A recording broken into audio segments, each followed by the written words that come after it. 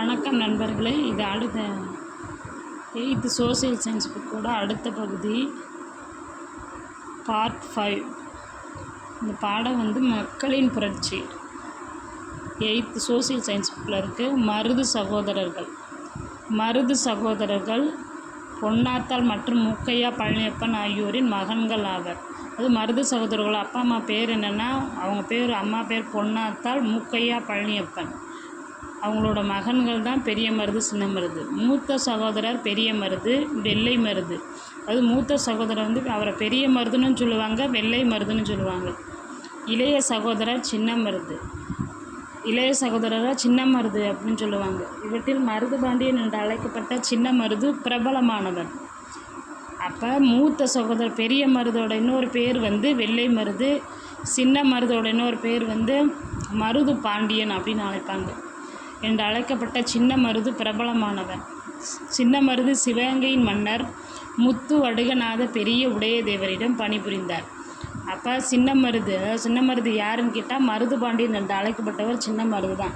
அவர் யாருக்கிட்ட வேலை பார்த்தாருன்னா, சிவகங்கையோட மன்னர் முத்து வடுகநாத பெரிய உடையதேவர் அவர்கிட்ட பணிபுரிந்தார். 1772 ஆற்காடு நவாப்பின் படைகள் சிவகங்கையை முற்றுகையிட்டு அதனை கைப்பற்றியது. 1772 ஆற்காடு நவாப்போட படைகள் எதை முற்றுகையிடுனா, சிவகங்கையை முற்றுகையிட்டு போர் புரிஞ்சு அதையும் அவங்க கைப்பற்றிடுறாங்க. இப்போரின் போது முத்து வடுகநாத பெரிய உடையதேவர் போரில் இறந்தார். இந்த முத்து வடுகநாதர் தான் ராணி வேலு நாச்சியாரோட கணவர். அவர் என்ன பண்ணுறாரு, அந்த போரில் இறந்து போகிறாரு. இருப்பினும் சில மாதங்களுக்கு பிறகு சிவகங்கை மருது சகோதரர்களால் மீண்டும் கைப்பற்றப்பட்டு சின்ன மருது அவரது ஆலோசகராக செயல்பட்டார். இருந்தாலும் அந்த ஆற்காடு நாப்பை திரும்பி யார் சிவகங்கையை கைப்பற்றுறதுனா, பெரிய மருது, சின்ன மருது. சிவகங்கை மருது சகோதரர்களால் மீண்டும் கைப்பற்றப்பட்டு பெரிய மருது அரசராக பொறுப்பேற்றார். சிவகங்கை திரும்பவும் யார்கிட்ட, ஆற்காடு நவாப்பிட்ட இருந்து யார் கைப்பற்றுறதுன்னா, சின்ன மருதும் பெரிய மருதும். அப்போ யார் அரசராக அந்த சிவகங்கைக்கு பொறுப்பேற்கிறான்னா, பெரிய மருது. அவரது ஆலோசகராக செயல்பட்டவர் சின்ன மருது தான் ஆலோசகர், பெரிய மருது அரசர் சிவகங்கைக்கு.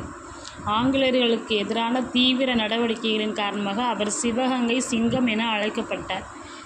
அதாவது ஆங்கிலேயர்களுக்கு எதிராக அதிகமாக சின்ன மருது போராடினதுனால அவரோட பேர் என்னென்னா சிவகங்கை சிங்கம் அப்படின்னு அழைக்கிறாங்க.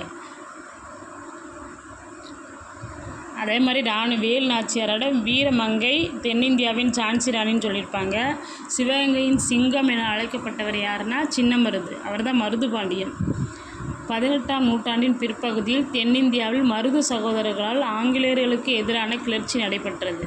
இப்போ 18ஆம் நூற்றாண்டு பிற்பகுதியில் யாரால் கிளர்ச்சி, ஆங்கிலேயர்களுக்கு எதிரான கிளர்ச்சி தென்னிந்தியாவில் நடந்துச்சுன்னா, மருது சகோதரர்களால். இந்த சின்ன மருது, பெரிய மருது இவங்க 2 பேர் தான் 18ஆம் நூற்றாண்டு பிற்பகுதியில் தென்னிந்தியாவில் ஆங்கிலேயர்களுக்கு எதிரான கிளர்ச்சியை செஞ்சுருக்காங்க. மோதலுக்கான காரணங்கள்: கட்டபொம்மனின் இறப்பிற்கு பின் அவருடைய சகோதரர் ஊமைத்துறையும் மற்றவர்களும் சிவகங்கைக்கு தப்பினர். அதாவது கட்டபொம்மன் இறந்து போகிறாரு. அதுக்கப்புறம் அந்த ஊமைத்துறையும், கட்டபொம்மன் கயத்தாறில் தூக்கிலிடப்படுறாரு.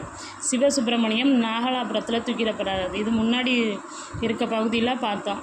இப்போ கட்டபொம்மன் இறந்த பின்னாடி, அவரை தூக்கில் போட்ட பின்னாடி யார், ஊமைத்துறையும் மற்றவர்கள், ஊமைத்துறையும் அவரை சார்ந்த பாளையக்காரர்களும் என்ன பண்ணுறாங்க, சிவகங்கைக்கு தப்பிச்சு போயிடுறாங்க. அங்கே அவர்களுக்கு மருது சகோதரர்கள் பாதுகாப்பு அளித்தனர். ஊமைத்துறைக்கும் மற்றவங்களுக்கு யார் பாதுகாப்பு கொடுக்குறாங்கன்னா, சிவகங்கையில் மருது சகோதரர்கள், சின்ன மருது, பெரிய மருது. மேலும் சிவகங்கை வியாபாரிகள் தங்களது உள்நாட்டு கொள்கையில் கம்பெனியின் தலையீட்டை விரும்பவில்லை. அதாவது சிவகங்கையில் இருந்த வணிகம் செய்யக்கூடிய வியாபாரிகள் என்ன பண்ணுறாங்க, ஆங்கிலேய கிழக்கிந்திய கம்பெனி தன்னோட வியாபாரத்துக்குள்ளே தலையிடக்கூடாதுன்னு நினைக்கிறாங்க.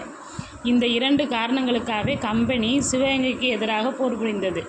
அதாவது சிவகங்கைக்கு எதிராக போர் எதனால் நடக்குதுன்னா, 2 காரணம். 1, கட்டபொம்மன் ஊமைத்துறைக்கு அடைக்கலம் கொடுத்தது.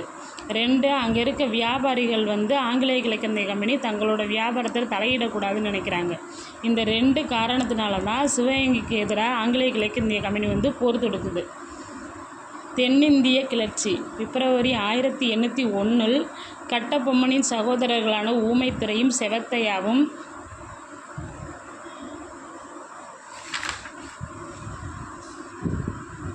சிறையிலிருந்து தப்பித்து கமுதியை வந்தடைந்தனர். இப்போ என்ன பண்ணுறாங்க, கட்டபொம்மனோட சகோதரர்கள் ஊமைத்துரையும் சிவத்தையாவும் எப்போ பிப்ரவரி 1801 அங்கேருந்து தப்பிச்சு எங்கே வராங்கன்னா சிறையிலேருந்து தப்பிச்சு கமுதிக்கு வர்றாங்க.